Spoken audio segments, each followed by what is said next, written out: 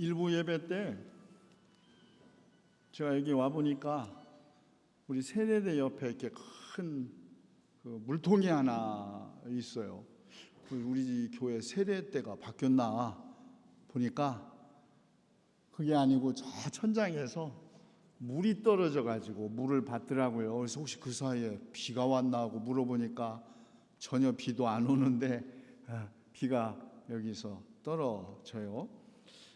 아시는 것처럼 저희 교회가 건축된 지 35년이 되었습니다. 이제 좀 많이 유지 보수가 되어야 할 상황인데, 그래서 이번 봄에 부활절 후에 저희가 대대적으로 교회 외벽을 좀 정리를 하려고 합니다.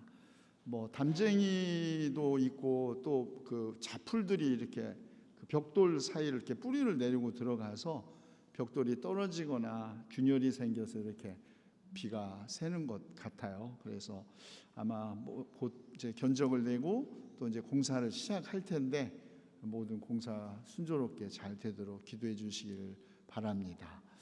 우리 교회가 그 일부 예배 끝나고도 한 젊은이들 한 10명 정도가 또 지난주에 또 일본에서까지 우리 교회를 보려고 또 사진을 찍으려고 오시더라고요. 그래서 지난 저희가 대청소 기간에는 이 강단 뒤도 저희들이 청소를 다 해서 이 교회 건물 그 자체가 선교를 하는 그런 교회, 또 하나님의 집을 더 튼튼하고 아름답게 유지하고 보수하는 것 우리들의 기쁜 의무 아니겠습니까? 그 일을 위해서 수고하시는 우리 교우들에게도 격려의 기도를 해주시기를 바랍니다. 여러분이 잘 아시는 것처럼 20세기 초 우리 인류 최고의 관심은 극지 탐험이었습니다. 서구 세계는 각국의 자존심과 명예를 걸고 다투어 극지 탐험에 나섰고, 극지 탐험은 탐험가 개인의 탐험심과 영웅주의 그리고 애국심과 국가 사이의 경쟁심이 합류하여 아주 매우 치열하게 전개되고 있었습니다. 마치 중세 유럽의 십자군처럼 말이죠. 미국에서는 피어리와 쿠크 선장이 북극을 향해 나아갔고, 남쪽으로는 두 척의 배가 출발했습니다. 한 척에는 노르웨이의 아문젠, 그리고 다른 한 척의 배는 영국인 탐험대장 스콧이 지휘하는 배였습니다. 그런데 우리가 잘 아는 것처럼 남극 탐험의 역사에서 인류 역사상 최초로 남극점을 밟은 사람은 아문젠이었습니다. 영국 탐험대장 스콧은 아문젠보다 한 달 늦게 남극에 도착함으로써 남극 정복에서 아문젠에게 패한 사람입니다. 그런데 말이죠, 역사는 아문젠보다도 스콧을 더 위대한 영웅적 탐험가로 기억하고 있습니다. 언제나 그런 것은 아니지만 대부분 진실은 뒤늦게 드러나죠. 아문젠은 경쟁자인 스콧을 따돌리기 위하여 북극으로 간다고 해놓고 비밀리에 뱃머리를 남극으로 돌렸다가 후에 비난이 일자 남극을 거쳐 북극을 가려고 그랬다 하고 말을 바꿉니다. 자신의 리더십에 불만을 제기한 동료 요한슨, 남극을 떠나자마자 그와 결별하고 그를 매도하여 억울한 마음에 자살에 이르게 했습니다. 스콧보다도 훨씬 더 빠르고 순탄한 코스를 선택했다는 것도 그에 대한 역사적 평가에 짙은 그림자를 남겼습니다. 그러나 인류가 그리고 역사가 아문젠보다도 스콧을 더 위대한 영웅으로 기억하는 것은 그의 경쟁자였던 아문젠이 비겁하고 개주의적이고 성공을 위해서는 수단 방법을 가리지 않던 출세욕에 사로잡힌 소인배였기 때문이 아닙니다.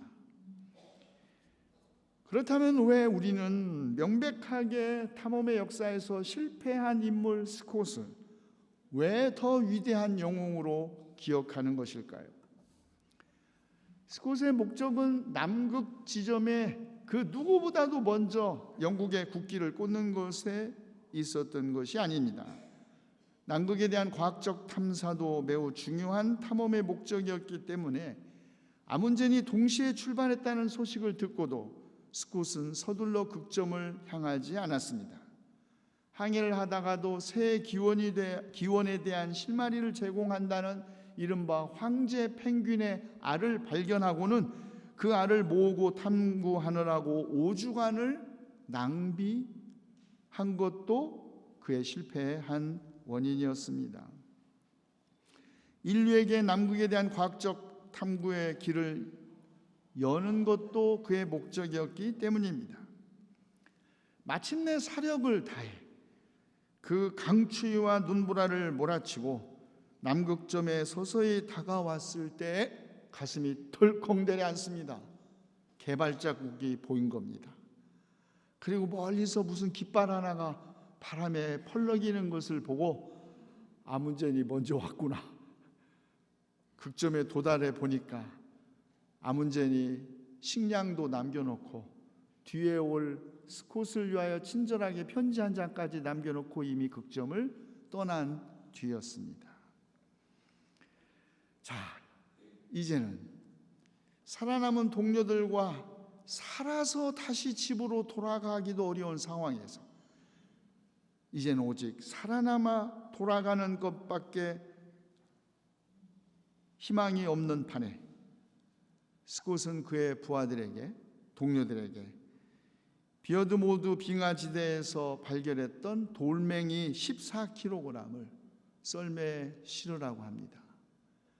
부상당한 동료를 싣고 가기에도, 겨우 남은 연료와 식량을 싣고 가기도 부족하고, 이 지친 썰매를 어떻게 끌고 갈까 걱정인데 거기에 돌멩이 14kg을 실으라고 하는 대장을 이해할 수 없었습니다.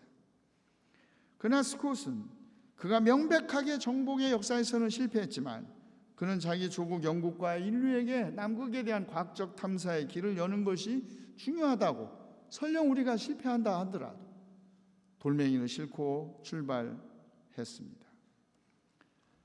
1911년 11월 1일 남극점을 향해서 출발했다가 이듬해 1월 17일 남극점을 밟았지만 아문젠보다 겨우 한 달 늦게 도착하여 정복의 역사에서 실패한 후 지옥 같은 악천후 속에서 귀환하다가 그의 사랑하는 친구와 두 동료와 함께 얼어 죽을 때까지 썼던 그의 마지막 일기의 날짜는 1912년 3월 29일이었습니다.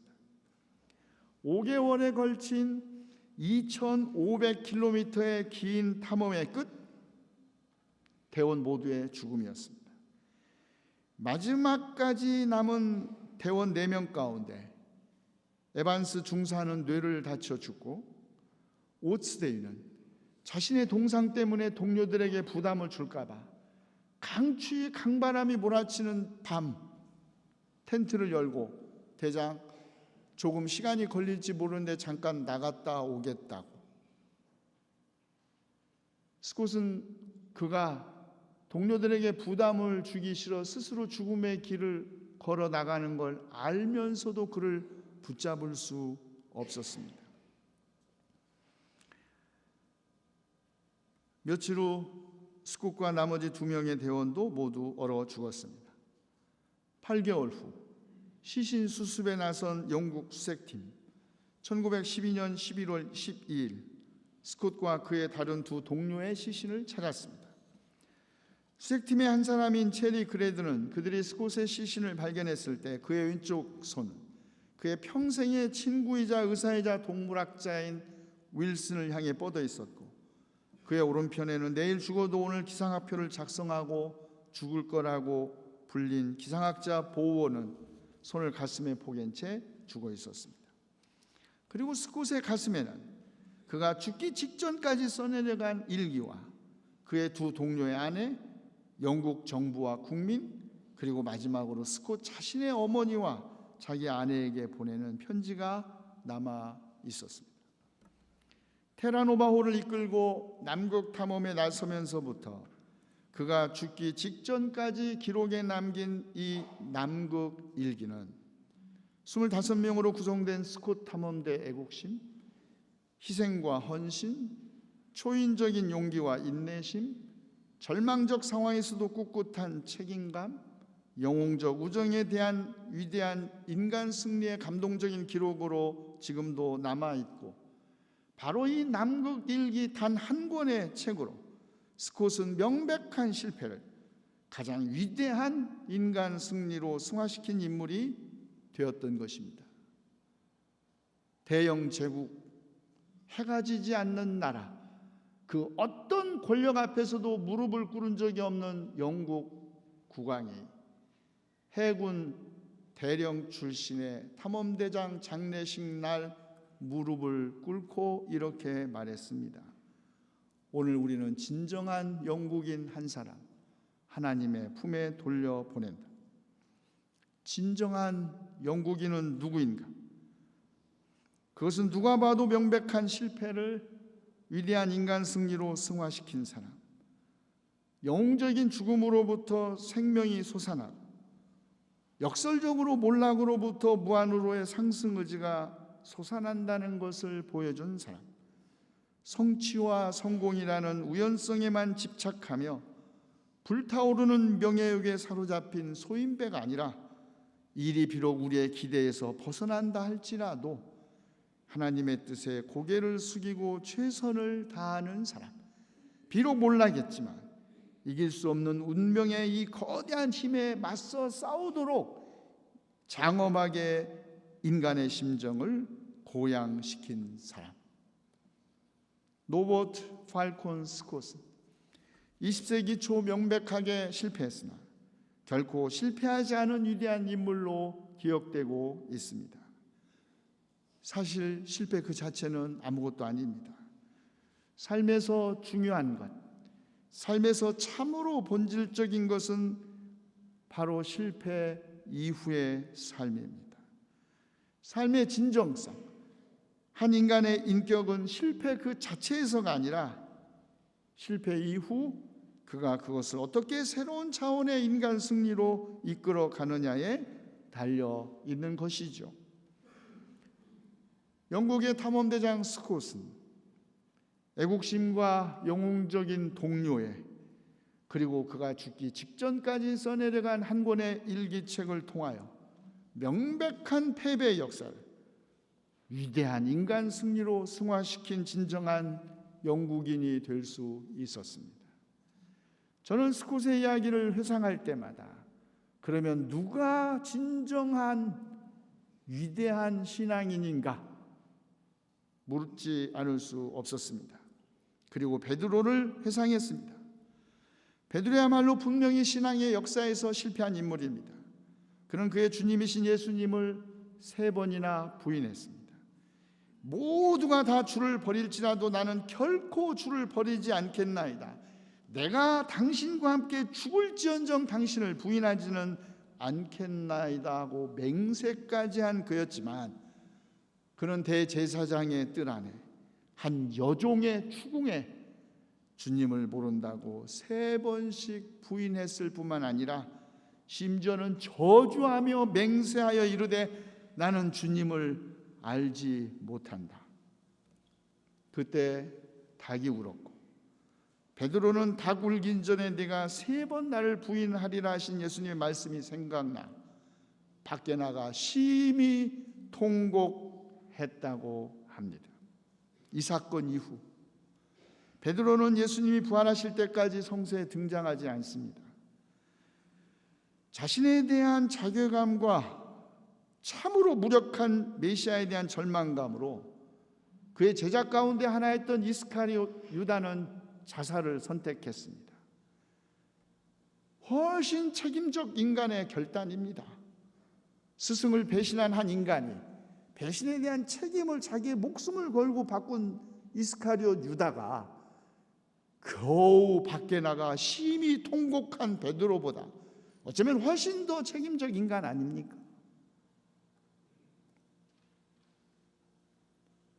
베드로는 다시 갈릴리 호숫가로 돌아갔습니다. 나머지 제자들도 그들의 일상적 직업으로 되돌아갔습니다.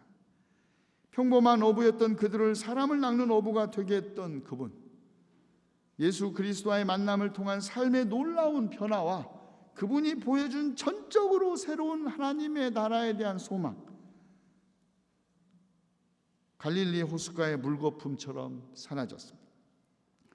장모의 열병을 치유하시고 수많은 병자들을 고치고 귀신을 쫓아내시고 가난하고 슬퍼하는 사람들을 위하여 축복하시고 하나님 나라를 선포하신 예수님과 함께 호산나를 외치며 예루살렘을 향하여 갔던 그 군중의 환호 속에서 화려했던 그 기억도 이젠 아득한 추억으로 남았을 뿐입니다. 어린이와 여인, 병자들과 죄인들과 더불어 새하늘 새 땅을 노래하면서 오르던 시온의 언덕도 이제는 흐르는 눈물 속에서 아스라이 아스라이 사라져 갑니다. 무리를 걸어오시던 예수님과 함께 잠시나마 무리를 걸었지만 강풍이 무서워 물에 빠졌던 기억, 겟세마네 동산에서 죽음을 놨던 예수님이 땀이 피가 되도록 기도하고 있을 때 그 엄습하는 졸음을 참지 못하여 그분과 함께 깨어있지 못했던 그 아픈 기억이 그의 가슴을 헤집고 치밀어 올라왔을 때에도 아마도 베드로는 이렇게 생각했을지 모릅니다. 그래, 역시 나는 어쩔 수 없어. 내가 아무리 새로 시작하려고 해도 왜 나는 언제나 처음 출발했던 그 자리로 되돌아와 있는 것이야. 나는 내 자신을 바꾸기는커녕 세상을 바꿀 수도 없어. 세상은 우리가 생각하는 것보다 훨씬 더 완강한, 이렇게 말이죠. 사람을 좌절시키는 외적인 요건들보다 오히려 더 심각한 것은 자기 자신에 대한 절망입니다. 우리를 절망시키고 실패로 이끌어간 객관적 요인이야 어쩔 수 없다고 체념할 수 있지만 자신에 대한 절망은 스스로를 파괴할 수 있습니다. 그러므로 진정한 의미에서 인생의 마지막은 실패했을 때가 아니라 자신을 포기했을 때입니다. 자괴감과 절망은 베드로를 다시 갈릴리 호숫가의 업으로 되돌아가게 했습니다. 그런데 보십시오. 부활하신 그리스도께서 베드로에게 나타나셔 묻습니다. 네가 나를 사랑하느냐? 베드로야, 네가 어떻게 그럴 수 있느냐? 네가 어떻게 나를 그렇게 배신할 수 있느냐? 이렇게 묻지 않으시고 네가 나를 사랑하느냐? 그것도 한 번도 아니고 3번씩이나 같은 질문을 던졌을 예수님 앞에 베드로의 표정이 어땠을까 상상이 안 갑니다. 저는 다만 게오르기의 소설 영화화된 25시의 마지막 장면 안소니 퀸의 얼굴이 생각날 뿐이에요. 네가 나를 사랑하느냐? 질문 앞에 한 번은 다 언젠가 그분을 배신했었을, 아니 그분을 모른다고 했었을 모든 신도들에게 물을 그 질문 앞에 베드로는 어떤 마음이었을까요? 일찍이 예수님을 살아계신 하나님의 아들 그리스도라고 고백했던 베드로에게 너는 베드로라, 내가 이 반석 위에 내 교회를 세우리니 음부의 권세가 이기지 못하리라. 그리고 베드로는 그 후에 교회의 반석이 되었습니다. 참으로 우리를 놀라게 하는 것, 이것입니다.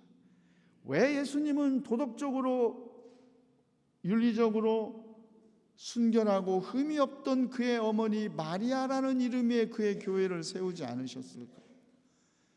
왜 예수님은 그를 따르고 그의 십자가의 마지막까지 그의 죽음을 지켜봤던 지혜로운 제자, 사랑스러운 제자 요한이라는 이름의 교회를 세우지 않으셨을까? 왜 예수님은 그를 3번이나 부인한 베드로, 의심 많고 다혈질적이고 신앙의 역사에서 명백하게 실패한 베드로라는 이름 위에 왜 예수님은 그의 교회를 세우셨을까? 그것은 베드로가 처절하게 실패한 신앙인이었음에도 불구하고 자신의 실패를 통하여 진정한 신앙인이 되었기 때문입니다. 사람이란 실패할 수도 성공할 수도 있습니다. 종종 참 나쁜 사람에게도 좋은 일이 일어나는 것처럼 정말 법 없이도 살만한 착한 사람에게는 때때로 나쁜 일도 일어납니다. 중요한 건 성공 혹은 실패 그 자체가 아닙니다. 진정한 신앙인, 실패 속에서 절망한 자신이 아니라 부활하신 그리스도를 만나는 사람입니다. 진정한 신앙인에게 중요한 것은 그러므로 실패 그 자체가 아니죠. 진정한 신앙인은 실패했을 때 다른 사람을 탓하거나 책임을 회피하는 사람, 자책감으로 자신을 스스로 포기하는 사람이 아니라 실패를 인정하고 그리고 그 실패 뒤에 감추어진 그러나 아직 드러나지 않은 하나님의 뜻이 무엇인지를 겸손하게 헤아려 깨닫는 사람. 그리고 베드로에게 말씀하셨던 것처럼 나를 따르라 하는 말씀에 순종하여 새로운 삶, 주님의 양떼를 먹이는 일에 나서 새로운 삶을 시작하는 사람입니다. 하나님은 우리를 결코 실패에 머물러 있게 하지 않으십니다. 하나님은 우리를 홀로 두시지 않습니다. 시대는 우리를 더 깊은 하나님과의 깊은 사귐회로 이끌기 위한, 우리를 더 큰 믿음의 사람으로 만들기 위한, 그리하여 이미 예비하신 하나님의 큰 복 있는 삶을 주시기 위한 시험일 뿐입니다. 그러므로 진정한 신앙인, 성공했을 때 더욱 겸손하고 실패했을 실패에도 불구하고 감사하는 사람입니다. 왜냐하면 실패 속에서 하나님은 우리에게 전적으로 새로운 세계를 보여주심으로써 우리를 변화시키시기 때문입니다. 누구든지 그리스도 안에 있으면 그는 새로운 피조물입니다. 옛것은 지나갔습니다. 보십시오, 새것이 되었습니다. 진정한 신앙인은 옛것을 이미 지나간 것으로 여깁니다. 더 이상 과거가 그의 발목을 붙잡거나 그의 의식을 짓누르게 하지 않습니다. 그리스도 안에서 새로워진 존재를 기뻐하면서 복 주시겠다고 약속하신 그 하나님의 말씀을 굳게 믿고 나의 미래가 아니라 주님의 미래를 향하여 나아가는 사람입니다. 누가 우리를 그리스도의 사랑에서 끊을 수 있겠습니까? 나는 확신합니다. 죽음도 삶도, 천사들도 권세자들도, 현재 일도 장래 일도, 능력도 높음도 깊음도, 그 밖에 그 어떤 피조물도 우리를 우리 주 예수 그리스도 안에 있는 하나님의 사랑에서 끊을 수 없습니다. 그렇습니다. 사도 바울의 말씀처럼 이 세상에 그 어떤 피조물도 우리를 그리스도 안에 있는 하나님의 사랑으로부터 끊을 수 없습니다. 이 변함없는 하나님의 사랑이야말로 실패한 복판에서, 아니 실패에도 불구하고 우리가 새로운 피조물로서 전적으로 새로운 삶을 다시 새롭게 시작할 수 있게 하는 소망의 근거입니다. 이 하나님의 사랑이 우리 경동교회 성도 여러분의 가슴 속에 새로운 소망의 불길을 일으키길 주님의 이름으로 기원합니다. 아멘. 주님, 우리가 사방으로 지어들어도 움츠러들지 않으며, 답답한 일을 당해도 낙심하지 않으며, 박해를 당해도 버림받지 않으며, 거꾸러뜨림을 당해도 망하지 않을 것은 이 질그릇 같은 저희 삶에 주님께서 엄청난 능력의 보물을 주셨기 때문입니다. 또한 주 예수를 살리신 분이 예수와 함께 우리도 살리시고 세워주시리라는 것을 알고 있기 때문입니다. 그러므로 우리는 낙심하지 않습니다. 지금 우리가 겪고 있는 일시적인 가벼운 고난은 비교할 수 없을 정도로 영원하고 크나큰 영광을 우리에게 이루어 줄 것이기 때문입니다. 주님, 우리는 이 세상의 장막에서 살면서 무거운 짐에 눌려서 탄식하고 있지만 주님의 사랑과 은혜를 힘입어 믿음으로 살아가지, 보는 것으로 살아가지 않게 하옵소서. 우리 주 예수 그리스도의 이름으로 기도하옵나이다.